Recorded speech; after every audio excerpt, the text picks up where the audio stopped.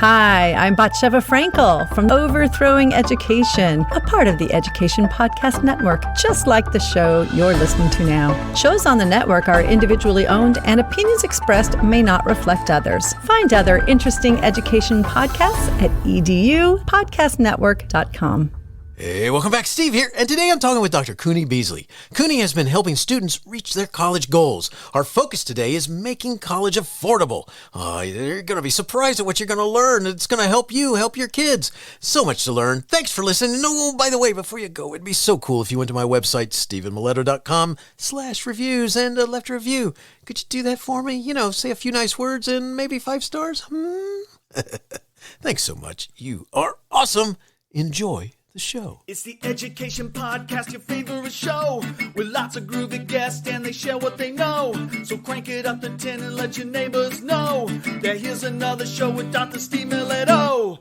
Teaching, learning, leading, K-12. Teaching, learning, leading, K-12. Teaching, learning, leading, K-12. With Dr. Steve Miletto. For over 40 years, Dr. Kuni Beasley has been helping students reach their college goals. Since 2011, Dr. Beasley and his team have helped students earn over $300 million in scholarships and grants, with students admitted to the top institutions in the country to include the Ivy League, Harvard, Cornell, and so forth, service academies, West Point, Annapolis, and so forth, and top-tier colleges like MIT, Stanford, Duke. His SAT-ACT prep program has been used in public and private schools in over 20 states. Dr. Beasley was the dean of the new College Preparatory Academy with 22 sites across the country from Springfield, Massachusetts to Hot Springs, Arkansas to Palm Springs, California. Kuni has a BS from Texas Christian University. Go Frogs. Not this last weekend. No, they had a rough one. They had a rough one this last weekend, didn't they? An MBA from Oklahoma City University, a doctor of ministry from Tyndale Seminary, and Ph.D. from the University of Texas at Arlington. He went to college for 22 years and paid for only 1 semester. Today we're talking about paying for college. Kuni, welcome and thanks for joining me, and say hi to everyone. Oh, hello everybody. Thank you for having me. I'm really honored to be here. Well, glad to have you here. And before we talk about college and paying for college, let's talk about how this became your focus. Well, long ago in a galaxy far, far away, as I tell people, it was about that time. 1978, I was in the Army, and I was a test control officer in the training unit. And I was tasked with this little bitty duty to go find ways for soldiers to get college credit and get college degrees. So I began to find ways on how they could take CLEP exams, Dante's exams, find colleges that were compatible to distance education, back before distance education even existed. And I got to be very good in this. And thousands and thousands and thousands of soldiers, airmen, sailors have been able to earn degrees through various colleges that we did the research on back in 1978, 79, 80. And as this carried on, I kept up with the information because I just wanted to keep up with the information. And it came time for me to send my people to school. I said, okay, I'm going to figure out how to do this. And so when the first daughter came up for about her junior year, I said, okay, here's what we're going to do. And I did all the research, and she ended up getting a full scholarship to college. And then her friends started asking me, parents started asking me. And then I started saying, well, gosh, I think people will pay me for this. And they did, and they do. And so I developed this was about 1992, 1993, and 1994, I went into it full time.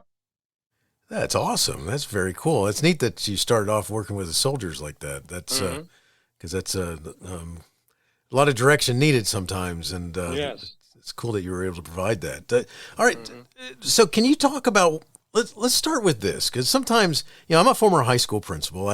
I work with quite a few students and in different communities and such, and tried to help make sure that they got the right encouragement as well as guidance and so forth from the different people who are working with them in those roles to help them as they talk about even me. And, one of the things I want you to talk with me about is what considerations a student and his family should take into consideration when thinking about choosing a college or, to go to. Well, the number one consideration, at least in my opinion, is money. Okay? Yes. Typically, the college education for the first kid is going to be the largest single investment a family make. It exceeds the cost of their first home. Wow. And so you've got to consider how to get through college without an enormous amount of debt and having the family to have to liquidate assets to do that. There's no college worth having to liquidate retirement, refinance your house, or whatever. I mean, people can hawk up and down about Harvard or Princeton or Stanford, but fundamentally, if you have to go into debt up to your eyeballs, it's never going to amortize. You'll never get your ROI back on that. That's powerful right there, because there's a lot of people who think that they got to do whatever it takes to be in those places, and it's good to hear you say that. That's not crazy. Really, because there was a longitudinal study done in 1972. It's called the Kruger study. They took people who were admitted to Harvard University, and some of them attended Harvard and some of them went someplace else, and they tracked them for 40 years. Wow. After 40 years, there was no significant difference between the people who went to Harvard and people who didn't go to Harvard in their income, their lifetime success, their lifetime achievements. There was no single item that because you went to Harvard you had the advantage of, except you could go to the Harvard Club. Nice. Most of the people don't realize that education, when you really get down to it, is a commodity. A bachelor's degree in business from a state school is no significantly better than a bachelor's degree in business from a very expensive private school. Now, there are certain places where if you go to school X, it does give you an advantage in the field. I assure you, if you go to West Point, it'll give you an advantage in the Army. You go to Annapolis, it's ditto. And if you want to be a Supreme Court justice, you probably need to go to Harvard or Yale Law School. Okay. But beyond that, for the rest of us mere mortals, where you go to college is not as important as you think it is. That's so powerful for parents to hear. Mm-hmm. Because a lot of times it is I don't know what you've run into, but sometimes it's the parents who are driving the. Oh yeah, I had an event this morning. I was sitting there.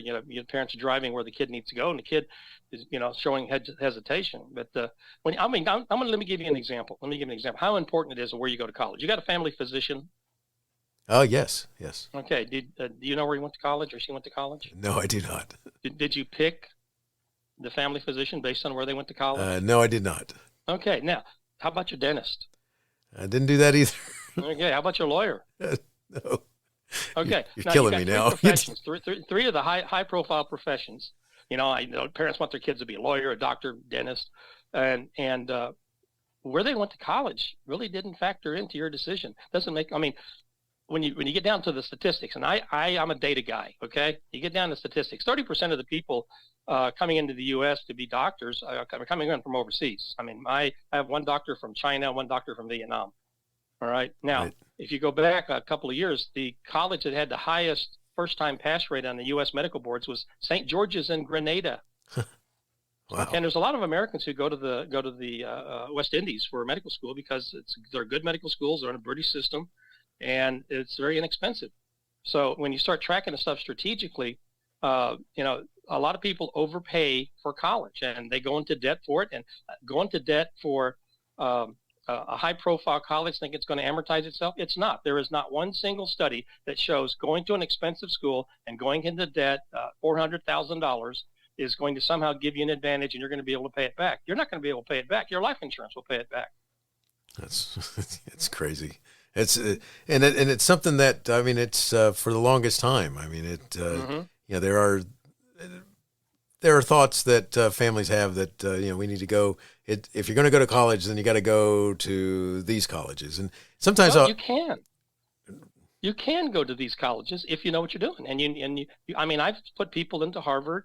I had one young lady who had an egregious time with the SAT, and so we did what was called a dog leg. She went to community college and then transferred to Harvard on scholarship. Nice. Okay, there's ways of doing this. There's strategies you can go. If you really want the big name schools, you can get the big name schools. If you have the metrics, the GPA, the class rank, the test scores, and then a lot of the more expensive colleges have very generous financial aid plans. And I had a student got accepted at both Princeton and Harvard, and both of them had generous financial aid that his out-of-pocket was less than $6,000 a year. Nice. That's but awesome. You got to know what you're doing, okay? Right. You can't depend on the ambulance driver to perform brain surgery. That's nice. Yes, that's a good point right there. Very good point. So, all right. So, we're going to get into some more of this information in just a second about the paying and so forth. But before we go there, talk with me about, is college for everyone? Yes and no. Everybody can go to college. In the United States, there's nobody who cannot go to college unless there's some other overarching reason. You can go to college. You can go to community college. But a lot of people, and I do some work with Mike Rowe, the Dirty Jobs. He has the Mike Rowe Foundation. In fact, my grandnephew took one of his programs and went into welding. And, the average plumber, the average welder, after at the age of 30, makes more money than your average family practice doctor. Wow. So there's a lot of trades out there. Not everybody has to go to college. My mother, I use her as an example. She was, Japanese, did not read or write English, and she died a millionaire because she had a good business mind.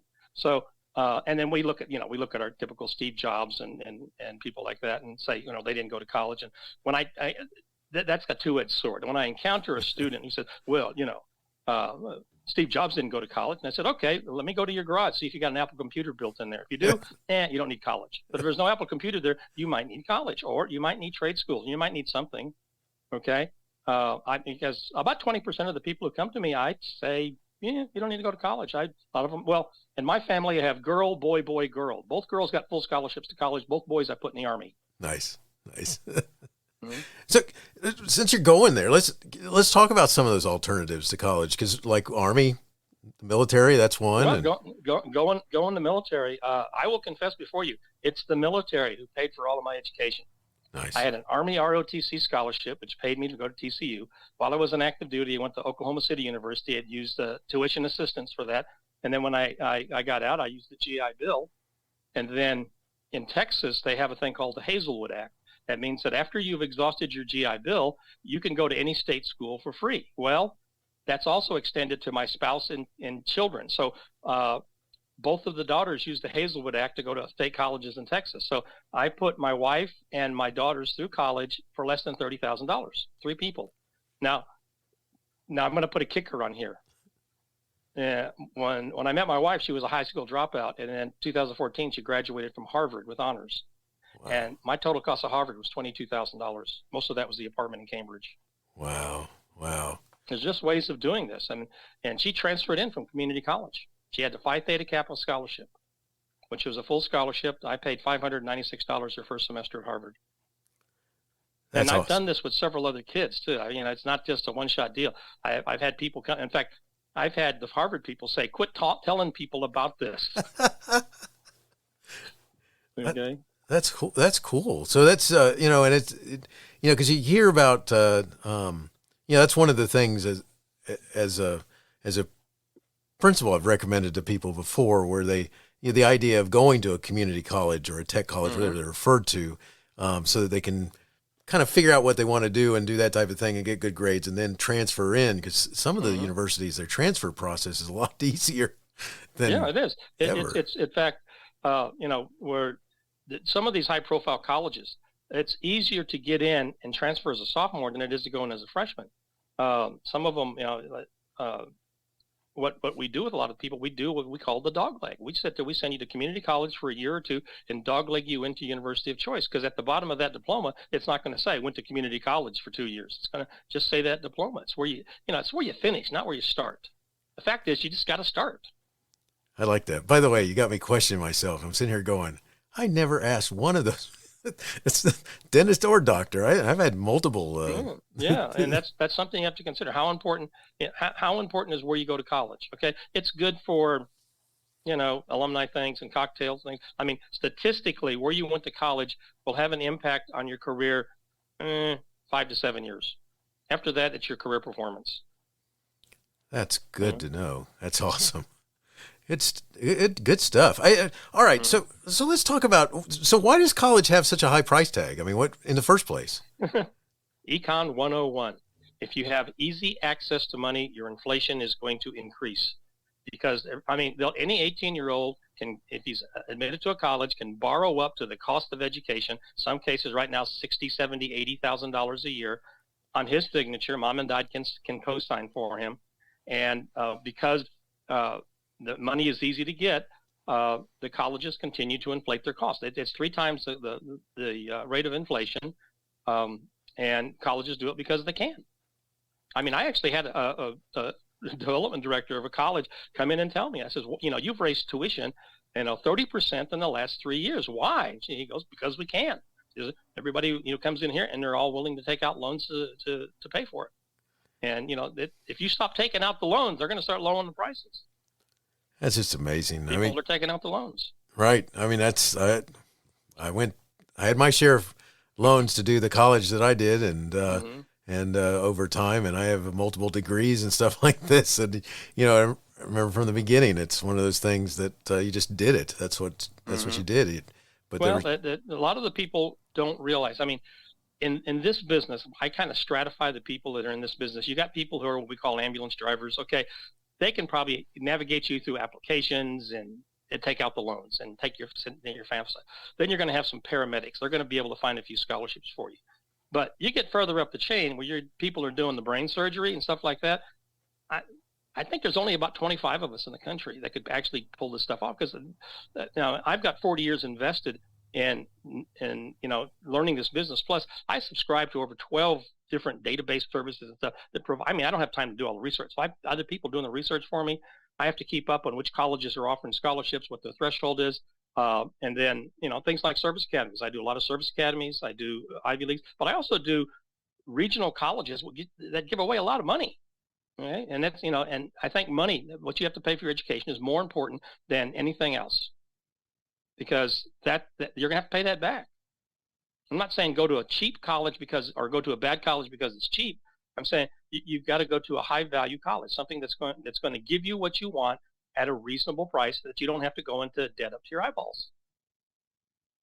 And they exist. That's what's awesome. Is that you're funneling. There are free colleges. There are colleges that are free. There are colleges that are incredibly low cost. You don't see them because they don't go to the Rose Bowl. Okay, but just give you an example. Arguably, the most exclusive college in the country is a place called Webb Institute. You've probably never heard of it. No. Okay, it's on Long Island. They only take 28 students a year. Wow. And if you get in, it's free. Wow. I have 2 students there. Nice. Get in, it's free. Okay. College of the Ozarks, it's free. Hard Work U. Okay. Berea College, free. Hard Work U. Okay. The students work. Barclay College in Kansas, it's a Bible college, free. That's awesome. Okay? That's awesome. awesome. There's a lot of colleges that are free. There's other ways of paying for college. Like right now, I just had a student get national recognition. Like you, in the National Merit Scholarship Program, they have a second program. It's called Recognitions for African Americans, Hispanics, Indigenous, Eskimos, and rural small town people. And I had one girl, she got the Hispanic recognition and the rural recognition. Okay. Now, let's line things up. The University of Alabama right now will give her a full scholarship and throw in first-year room and board just because she got those recognitions. Jeez. That's based on her PSAT. Right.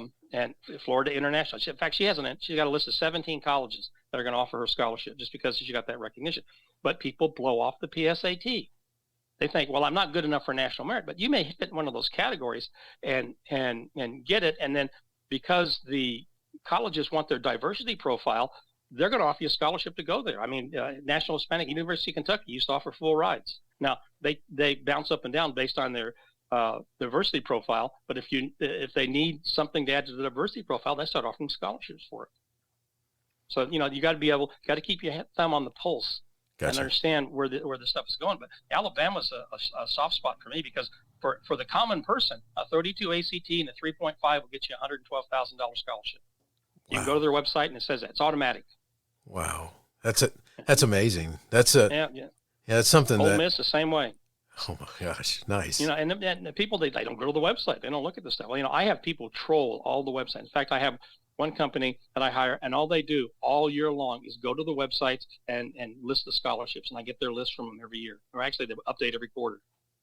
Okay, and so so we have to. What we begin to do is we begin to look at what the kid wants to do, what they're preparing for, and then we give them a list of colleges to look at and how we're going to get them to pay for it. That's nice. That's, it's interesting because first of all, it's a far cry from, I'm in high school in early 80s, and I had to go check the big catalog out of the counseling office and take this big book, and they wouldn't let you take it home.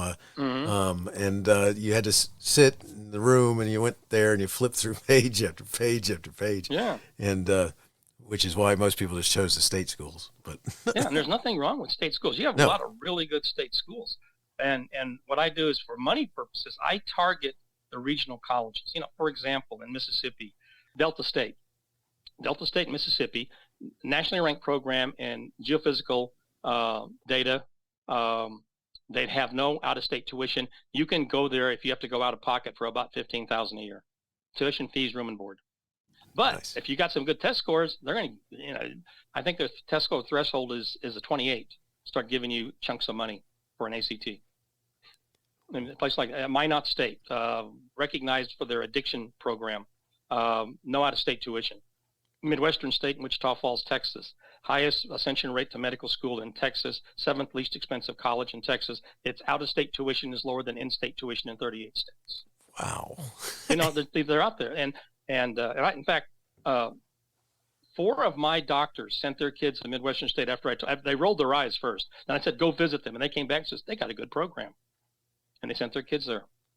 And so, there's, and I have this list of secret hidden colleges that people don't know about, but that are good institutions that once you get into the industry, people recognize that that's a good school. It's like being from West Point in the Army. They recognize that, you went to a good school. And then we look at, for example, what they want to go into. I'm going to ask you, what do you think is the highest paying profession for people leaving college? Computer engineer? Maritime industry. The Maritime Academies, Merchant Marine Academy, which is, by the way, a federal service academy, which you don't have to go on that, serve in the military for. A Merchant Marine Academy, New York Maritime, SUNY Maritime, Massachusetts Maritime. If you go to the list of the colleges after 10 years that make the most money, there are 3 Ivy Leagues on that list and 5 Maritime Academies. I just had a kid graduate from the Merchant Marine Academy, and he's going into about, I think, between $160,000 and $200,000 initial job. Jeez. And so when you begin to look at what's real, see, most people don't think of what's real. They're thinking of, they're still thinking of their what their best judgment is, or what their friends tell them, or whatever. When you actually get down to the data says the world is round, not flat. I like that. That's awesome, because that's and a big part of what you're talking about is having the information to understand that having the data. Yeah, go these different directions than what the like the friend group says at a lunch table or something. Yeah, that a lot of people, I say, you got to stop listening to chicken licking, cocky locky, loosey goosey. Okay, I mean, these people, they're sincere, they're well-meaning, they're sincerely wrong. I mean, I get this all the time. Well, I heard that, or somebody told me, or I always thought that, and every time I hear that equates to once upon a time. Okay. Because it's a fairy tale. Or somebody will say, well, I talked to Martha. She got Jody into Harvard, and she told me everything about Harvard, how to do it. And I said, well, how long did you talk to her? I said, about 5 minutes. And I go, if it was 5 minutes, I could bottle it and sell it, okay? There's a lot more to it than people think, and they think very simplistically, okay? And they also think, my kid's got high grades, got a good test score. Why won't he get a scholarship at University X? I say, because University X doesn't give scholarships. It doesn't need to. It's got a waiting list of people willing to pay retail. So, you have to target colleges that are willing to pay students to cross over, to not go to the high-profile college and pay retail and go to the regional college where they're going to give you a scholarship. That's incredible, because that's stuff that it literally, in a lot of schools, it's driven by, and when I say schools, I mean, as a former high school principal, you work in some schools where you're helping kids develop an idea about wanting to go, and understanding that you can get them to that level where they can go, and then, and so they don't know where to think about. And then you got other kids who are coming from families who might have planned since birth, maybe before birth, where they're going to go. Some Ivy League couples do their college planning by picking their spouse. Oh my gosh. Yeah. It's Who's terrible. going to be a good alumni. That's all that legacy program they had that hoopla about recently. Yes, nice.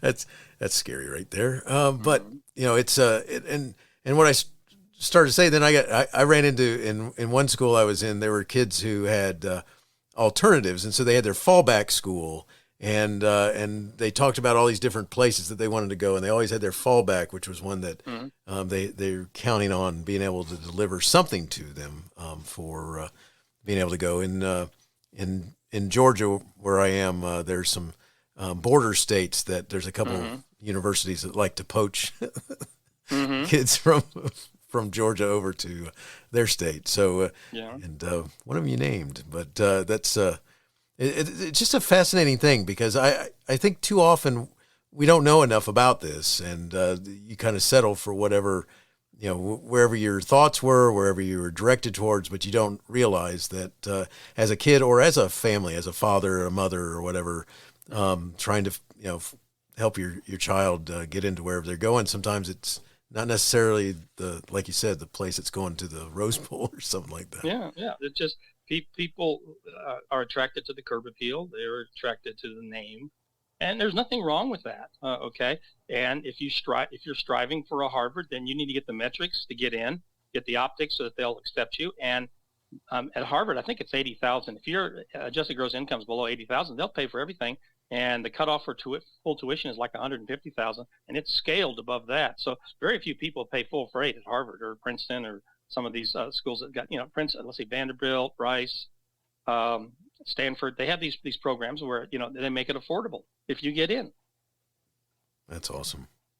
That's awesome, because that's one of the things that I think that because it's a kind of a scary process when you're a family and a student. You start looking at, I had a friend and colleague who she talked about how when she applied for schools, it depended on whether they required an essay or not. And as opposed to really looking at some of the other information about whether this would be the right place to go or not. I think some of our families get stuck in certain mindsets, like that's too big of an application, or I got to go there because, and when it comes down to it, they get that branding and stuff like that. I mean, but actually, for example, 80 to 85% of the colleges in the country will admit you and scholarship you on metrics alone, GPA, class rank, test scores. And I do want to say something about test scores. This whole test optional thing, it's been a bonanza for the highly competitive colleges, because the number of students applying on test optional has doubled the application rate. So their acceptance rate goes down, and the amount of money they make on the application fees goes up. I think it was one college that increased their income by some $7 million because of the number of people that have applied. Wow. And people think, and I've had school leaders tell me, we don't emphasize SAT or ACT. This is what the data says. Okay, there's the common data set. All of the schools feed their data into this common data set.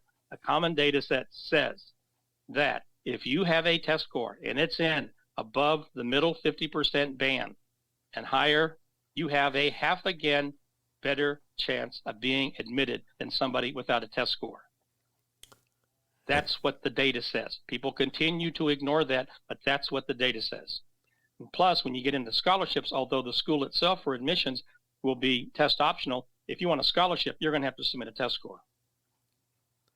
So we still do testing. We do test prep, a very expensive test prep. I teach people how to beat the test. I mean, College Board, they know me personally. They don't like me because I used to handle when Duke Talent Identification Program was going on all cylinders.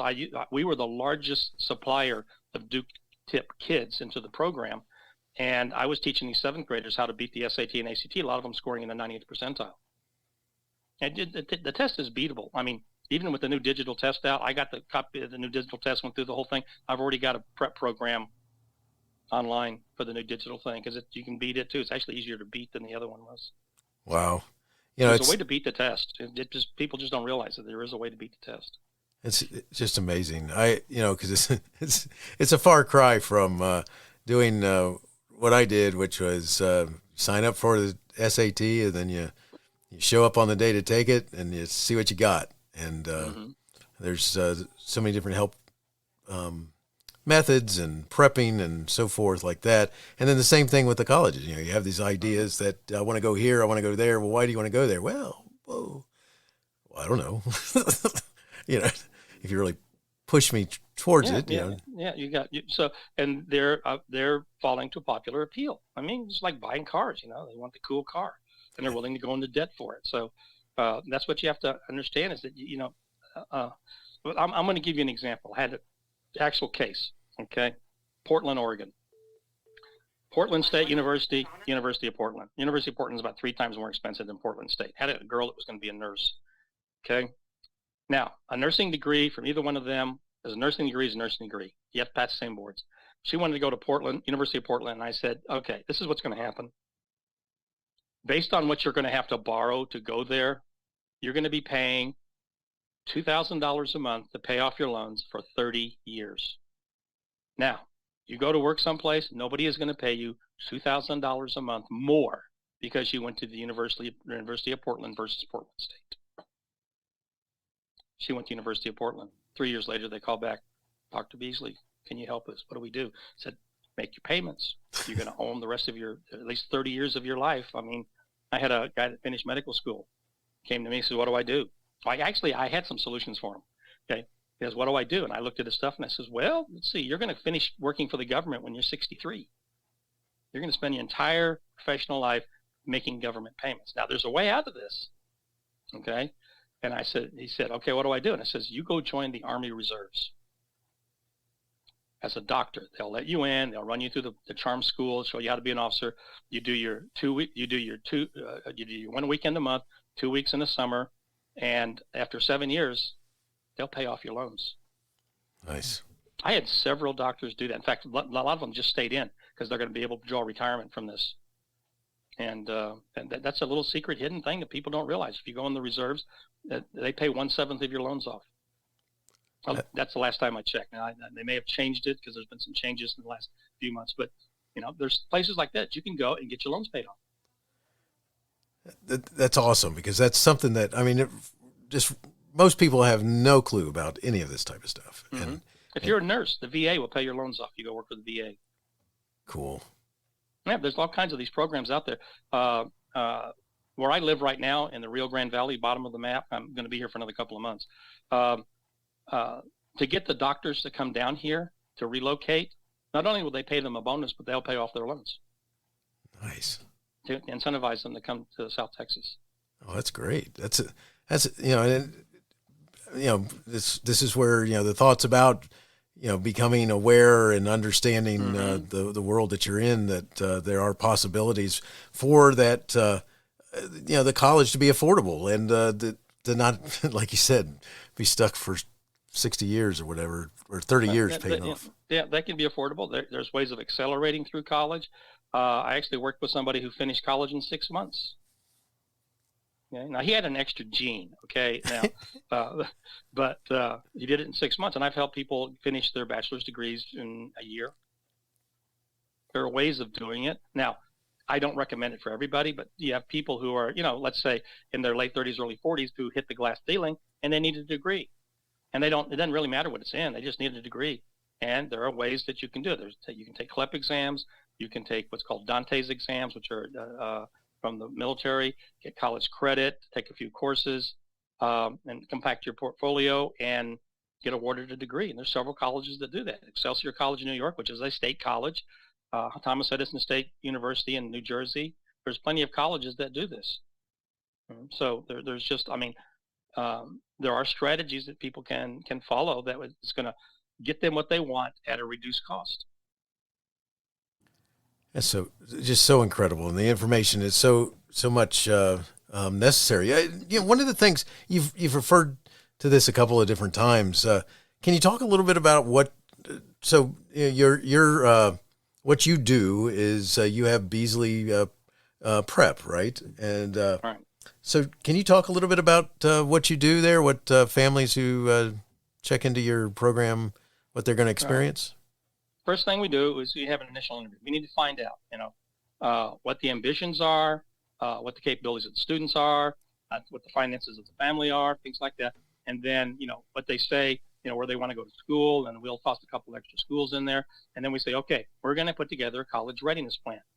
Okay. If you've already got a high test score, we're probably not going to do intensive test prep. But if you don't, we're going to do intensive test prep. We're going to have to raise your score for you to be viable. We tell them, usually the sweet spot for us is sophomore year. Okay. After the sophomore year, we're taking a measure of catch up. But if we catch somebody beginning sophomore year, we got time to do most everything. We would prefer earlier, but sophomore year is the sweet spot. And we can get them into, first off, we're going to do things such as the President's Volunteer Service Award. That gives them national level recognition. The Congressional Award gives them national level recognition. Their congressman will award them the medal. I just had a local student have his congressman award him a medal. We had a homeschooler get into Cornell, and it was his congressman that gave him the bump with the letter to get him into Cornell. Okay. So you want to package this student so that they've got things that the college will say, this kid is beyond just your typical kid. And then we want to get them and build the portfolio. At the same time, we got to get the grades up. Okay. You're going to go to college with what you have at the end of the junior year. There's not going to be any Hail Marys for your GPA your senior year. It's not going to work. So you've got to have a viable GPA at the end of your junior year. So we work on that. We have a learning dynamics program where we teach them study skills, time management, things like that. At the same time, we build their activities, get them, if they're going to go Eagle Scout or get into Boy State, Girl State, things like that, because these begin to move the equity of the kid up. Okay. So he's being positioned, he's being pushed to the front of the line, he's being put up on a stool. So we're getting visibility, we're getting colleges interested in them. And at that point, when we start getting the colleges interested in them, if they've got the metrics, they've got the optics, which means they look good, means that the colleges want them. And we begin the application process, and we get them with having lots of offers. Okay. I remember one student that got accepted to Princeton and Harvard, and it came up on the day he had to make his decision. He was on the phone almost in tears. And I said, my job to put you in this position is not my job to make the decision for you. You have to make the decision. He did end up deciding on Princeton, but you want to get, the students in a position. I had a student who wanted to go to the service academies, and he was accepted at West Point, Annapolis, and the Air Force Academy. And he had to mull over that one. And I told him, you got to make up your mind, because you're holding two slots down that other people are going to get, because you got to make up your mind, because you're going to pick one. Those two slots open up for the next guy down. And so he ended up going to the Air Force Academy. So there, our mission profile is, we prepare, package, and position kids for college success, but we want to provide the greatest range of options, choices, and opportunities. We want them to be in a position where they're going to have to make a big decision on, do I take this money from this school or that money from this school, or do I go to a service academy, or do I get an ROTC scholarship? The ROTC scholarship is the best hidden way to pay for college. You can take an ROTC scholarship and go to MIT, and ROTC will pay for it. That's awesome. And it's not that difficult to get. But you've got it. You'll end up serving some time. Though not all of them. There's what's called the Minuteman Scholarship. Doesn't require any active duty. But they'll pay for your school. And I have no problem with somebody going in the military for 4 years. You'll learn more in 4 years than you will in the civilian sector for 20 years. When I was in the military at 23, I commanded a 200-man nuclear artillery battery. I had 18 Hiroshima-sized nukes. And that was a lot of. I was only in the Army 2 years when I took command. So nothing on the outside compared to the level of responsibility I had to exercise as a 23, 24-year-old. Something else, and that's easily achieved, just like you said. through that getting that scholarship and taking advantage of it. So I love that. Good stuff. Kuni, this has been an incredible talk, because this is something that, boy, I wish I'd had you around when I was doing all that stuff. If I had a nickel for everybody who said that, I could retire. I can imagine. Mm-hmm. If someone wanted to reach out to you, follow up, and connect, where would you send them? Well, they need to go to my website, BeasleyCollegePrep.com. If they want an initial interview, free initial interview, they can sign up for one. Now, I do have to put a caveat. We've had stampedes. okay, after I'm coming off of a podcast or something. So if there's a lot of people there, then I'll do a webinar instead. But they can contact us there. We'll do the initial interview and we kind of lay out what can be done, what's feasible, and just contact me there. Very cool. I'll put there's a lot of free stuff they can get there too if they want to get some stuff. Nice. I'll put that information in the show notes so it's easy for them to find. Good stuff. I got two last questions for you, Kuni, and the first one goes like this. When so much is happening and needing to be done and life is extremely demanding, what stops you from quitting or giving up? What do you mean quitting and giving up? You don't quit. You don't give up. I mean, that line of code is not in my program. Love it. Okay, you got to be persistent. You got to keep going. You see, I have a wide variety of interests. Okay, I'm going to give you one. Would you believe that I was a football coach? Cool.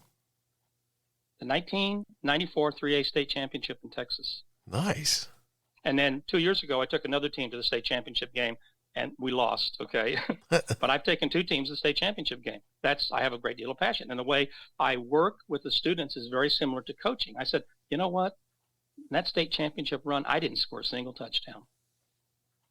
You guys scored the touchdowns. It's my job to get you across the goal line. And that's the mentality I have with these kids working with college.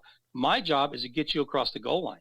Now, you can run the ball, you can pass the ball, you can fumble the ball, you can intercept the ball, you can return a punt. Doesn't matter. It's still 6 points. We want to get you across the goal line. And that's not my attitude in this. And, as long as I have this coach attitude and I still am physically able to do it, I'm going to do this, I'm going to continue to do this. There's no reason why for me to quit. I mean, when people ask me, when are you going to retire? It says, well, there's no retirement in the Bible, no retirement in the Constitution. So I'm not spiritually or legally obligated to do any of that. I'm going to continue to do this until it's time to stop. And, I love it. They'll find me stop next to my desk. Gotcha. I love it. What a great answer. And your proof, the proof is in the pudding, man. I like it. I mean, I'm 68 years old and my best years are ahead of me. Nice. I mean, still, I can turn 80 and run for president, That's true. Very true. So my best years are ahead of me. The most the impact I'm going to have with people, the greatest impact is ahead of me. I love that. So that's what I'm going to do. I love that. Thank you. Last question for you. Do you have a teacher in your past who made a difference in your life? If so, who was it? And what would you say if given a chance to say thank you? I've had so many. Okay. I'm going to have to single out one. John Alexander Carroll won the Pulitzer Prize in 1959 for his biography of George Washington.